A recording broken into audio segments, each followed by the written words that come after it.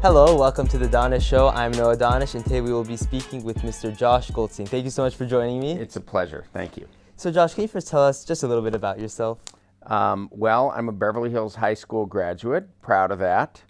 I attended UCLA and got a degree in motion picture television. And I'm happy to say I'm a gainfully employed writer-producer, and I've been doing that for a long time. Mm-hmm. And so you say you were a Beverly Hills alum, and you were basically in this class too. Dave Stiles Yes. was a teacher that I had, and I also was in the theater department and also did speech. So I was sort of not thinking about doing an entertainment career at that time. I thought I was going to be an attorney, but I figure somebody has to be a client. Okay. And then, so now you said you're a producer and a writer. Yes. Why did you ever get into producing and writing? Well, it's a funny story. I had always enjoyed making things and writing things. And I had a professor at UCLA who was an entertainment agent, literary agent, and he still is. He's a very famous man by the name of Bob Bookman. Bob Bookman asked me if I wanted to come to work for him when I graduated. And so I went to a place called International Creative Management and worked as an agent trainee, which is somebody that's basically in between being talent and sales. And so you represent talent and you attempt to get them deals. So I learned a lot being there. And after a while, I realized I wanted to be the talent myself.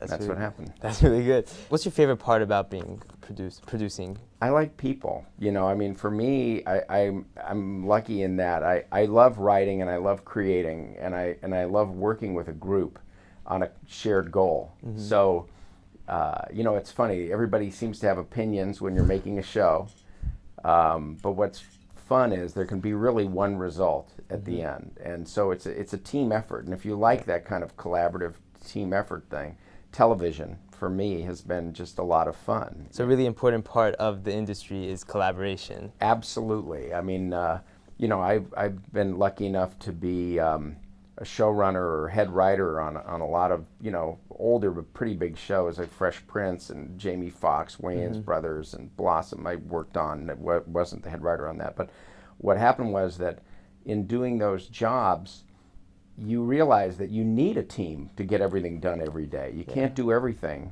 Although there's a whole other school of thought for feature films. They call it the auteur theory, where it's one person's vision and everyone else attempts to execute that vision. You need a vision to do the show. But at the end of the day, you also have to have a group that's helping you achieve that, in whatever medium it is. And then when you're writing, let's say for Fresh Prince of Bel-Air, where do you get your ideas? Where does the inspiration come from? A lot of times you need just a good premise for a story, something that will, be fun to do. In any show, it doesn't matter what it is. I'm a big fan of Breaking Bad, which I think is kind of a work of genius. And, even in that, you have a character that really is the driving force of your storytelling. So it's what the character would do and how the character would react.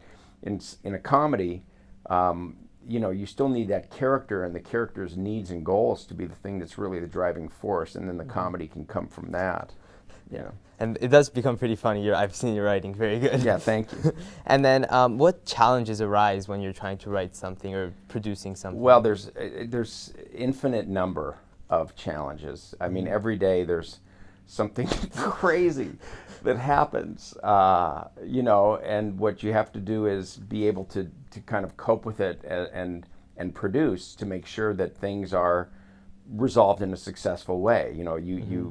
You're on a deadline. You have a budget to stick to. You have various personalities that you work with, and so it's sort of the idea of managing all those things.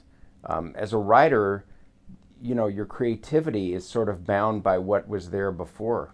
So that if you didn't create the show, you have to sort of impersonate the other writer that created the show to follow the template that they made. Where do you see yourself going from now? I'm very lucky in that, the comedy business, you sort of have a short lifespan, usually.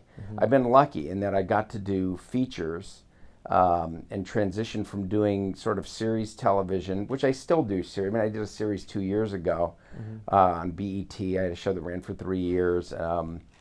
But it's funny is what I enjoy is sort of the act of making the show. So I was very lucky. I got to write the Jungle Cruise for Disney, which is a big feature that's supposed to come out.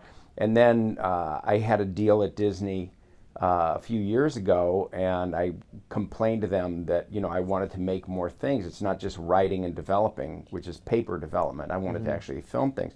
And I got introduced to the internet. And from that, I've been able to do all kinds of different shows, and there's just a lot of people that are interested in making online product. So it's been a lot of fun for me in the last couple of years to produce shows for the net. Yeah, too. so you've been talking about the internet. You're working with PewDiePie to Right, make a I'm show. developing a show for Revel Mode, which is PewDiePie's channel, for PewDiePie, Jacksepticeye, Dodger, Queeblebob. We have like all kinds of characters that are on that.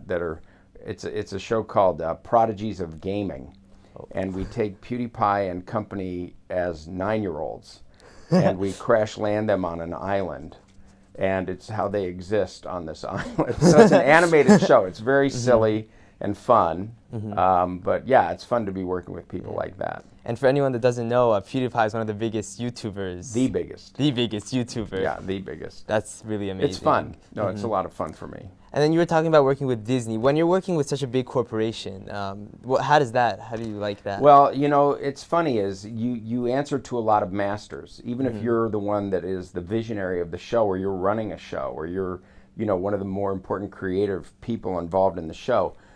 There's many, many levels at a studio or a network where they also are shaping the way that a show goes, so that a studio, a network, a star, a manager of a star are coming to you with creative suggestions. One of the things that we do is they call them run-throughs, basically rehearsals before you actually are shooting a show, at least a tape show. And during that time, much of your time is spent answering questions and notes from studios and networks. But they're, beside the fact that they're like a bank that pays for it, that distributes it, that makes sales, they're a very important, aspect of the job. So they're people you have to please constantly. And then once you have like a vision for something, and then someone like one of the executives comes and says they want a different thing, how do you handle that? It's hard. I mean, because a lot of times, in television, there's a lot of compromise that's made. You're compromising on time, budgets, casting. Sometimes you want somebody, you can't get them. Yeah. And so you're in a constant state of having to adjust and adapt. And at the end of the day, if you can get 90%, 80% of what your vision was, you've won. Yeah. So that's part of the job.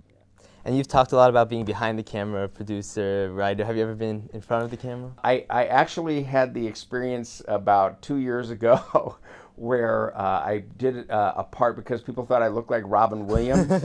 So I actually played Robin Williams in a show that was really stupid. But I did that like a walk-on with one line, and paid myself for it. It was the staff talked me into doing it. It was really silly, but you prefer the behind the camera. It's a lot more fun, for me. My last question is, what is the best advice that you've ever received? There are two things. One is follow your heart. If you have passion for something, if you enjoy it, like being in here and making a show, here. That's the stuff that's going to take you down the road to a career. And listening to those things, doing something that makes you happy, that counts for a lot. And the other thing is that trusting yourself. A lot of times, especially creatively, everybody has an opinion. Everybody wants to tell you what's right or what's wrong. But once you have a certain skill set and you understand how to execute it, and that takes a long time to learn the craft. But once you have something like that, it's good to listen to your own voice and trust it, because if it makes you happy, chances are pretty good someone else will like it too. Yeah, so that's been good. Josh, thank you so much for joining me. Pleasure. That was really great. Thank you, Daw. Thank you for watching The Danesh Show, and we'll see you next time.